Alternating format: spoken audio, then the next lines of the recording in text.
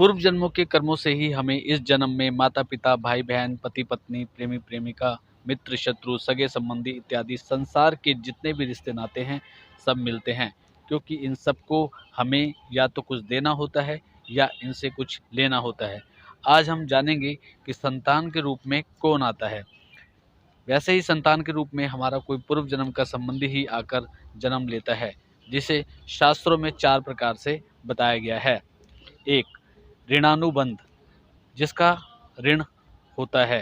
पूर्व जन्म का कोई ऐसा जीव जिससे आपने ऋण लिया है या उसका किसी भी प्रकार से धन नष्ट किया है, वह आपके घर में संतान बनकर जन्म लेगा और आपका धन बीमारी में या व्यर्थ के कार्यों में तब तक नष्ट करेगा जब तक उसका हिसाब पूरा ना हो जाए। शत्रु पुत्र, पूर्व जन्म का कोई दुश्मन आपसे बदला लेने के लिए आपके घर में संतान बनकर आएगा और बड़ा होने पर माता पिता से मारपीट, झगड़ा या उन्हें सारी जिंदगी किसी भी प्रकार से सताता ही रहेगा। हमेशा कड़वा बोलकर उनकी बेइज्जती करेगा, वह उन्हें दुखी रखकर खुश होगा। तीसरा है उदासीन पुत्र, इस प्रकार की संतान ना तो माता पिता की सेवा करती है और ना ही कोई सुख देती है, बस उनको उनके हाल पर मरने के लिए छोड़ देती है। विवाह होने पर यह माता पिता से भी अलग हो जाते हैं।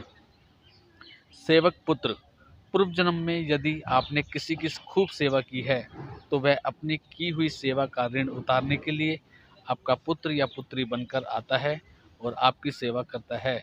जो बोया है वही तो काटोगे।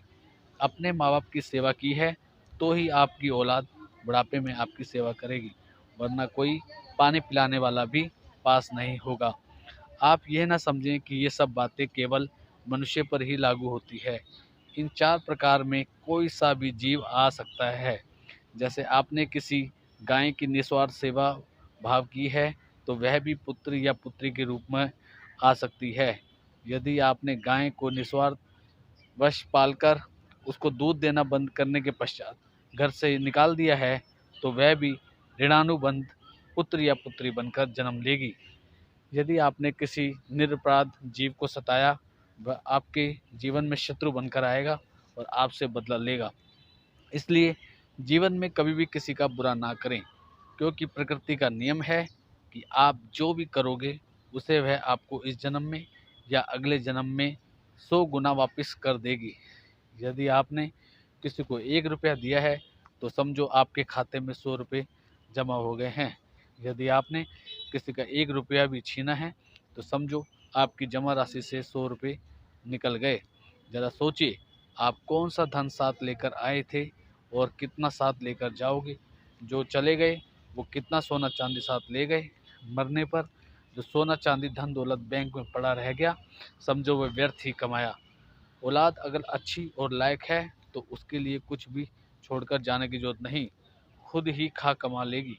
और औलाद अगर बिगड़ी या नालायक है तो उसके लिए जितना मर्जी धन छोड़कर जाओ, वह चंद दिनों में सब बर्बाद करके ही चैन लेगी।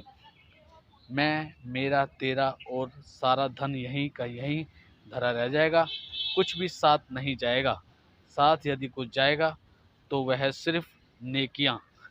इसलिए जितना हो सके नेकी कर, सत्कर्म कर। सभी भक्तों को हरे कृष्णा। प्रभु सार चैनल को देखने के लिए आपका धन्यवाद। और अधिक ऐसी भक्ति में वीडियो अगर देखना चाहते हैं, कृपया चैनल को सब्सक्राइब कर दीजिए, लाइक कर दीजिए, कमेंट करके बेल आइकन का बटन दबाना ना भूलें। साथ ही वीडियो को शेयर जरूर कर दें।